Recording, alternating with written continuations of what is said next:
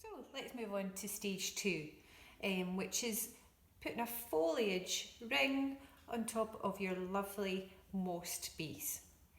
For this we'll need our moss base with the reel wire still attached. If you've cut your reel wire off, don't worry, you can just attach it back on again using the first technique, wrapping it in to the copper wire.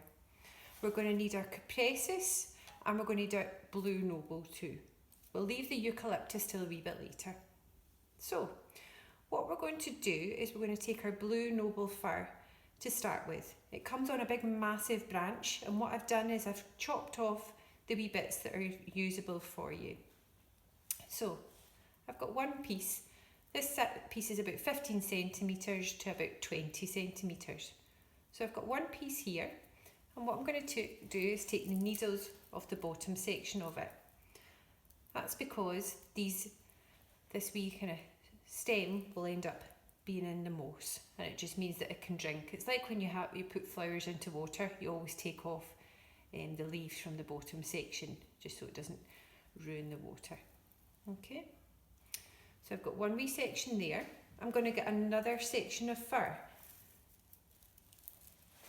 roughly the same size, but if it's a bit bigger, that's absolutely fine. I'm going to do the same thing, just take off a couple of centimetres at the bottom to create a nice clean stem. So I've got two pieces of the blue noble. You can see this one's a wee bit larger than this one here. I'm going to get a wee bit of cupressus to put in between these two, because what I'm going to do is create a bundle that's going to provide my first piece of foliage for the wreath. Again, I'm taking off the bits of foliage at the bottom to create a nice clean stem. So I have two pieces of the blue noble and I have one piece of the cupressus. I'm going to take my bigger piece of the blue noble, sandwich my cupressus between it, like that, and create another bit of a bundle by putting the other bit of blue noble on the top. Just creates like a little bundle. What we're going to do is we're going to create lots of these wee bundles, and we're going to layer them one on top of each other, and that provides the basis of your wreath. Okay, so I've got my wee bundle here.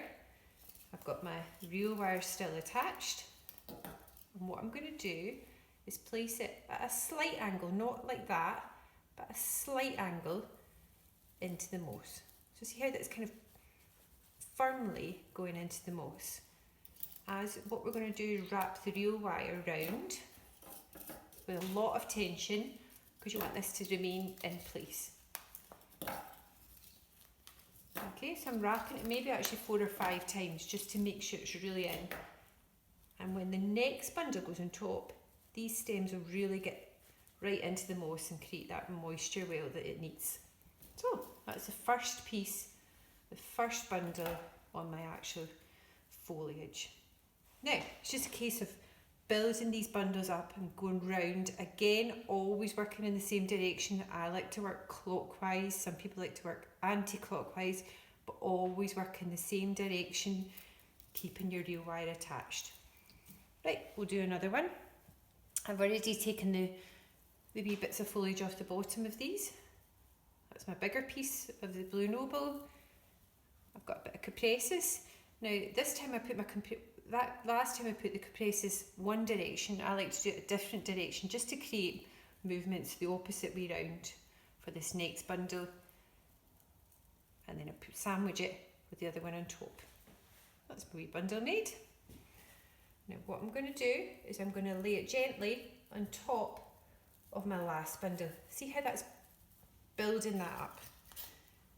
Not on top like that. You want it at the same kind of angle, neatly against it, and again wrapping around with plenty of tension and getting those stems really attached to your base. Okay, so the technique is you keep building and building and building your bundles, and that will give this lovely big fullness of a wreath all the way round. I shall show you one that I've made earlier.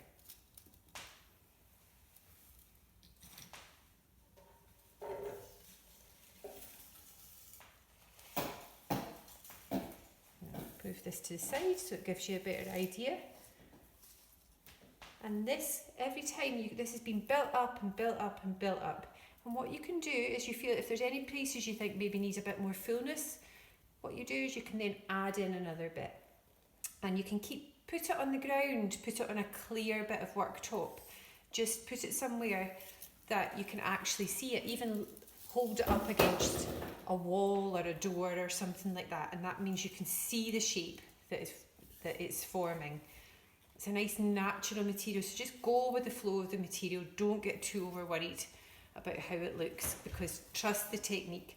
You just build and build and build, and that will make your lovely foliage base.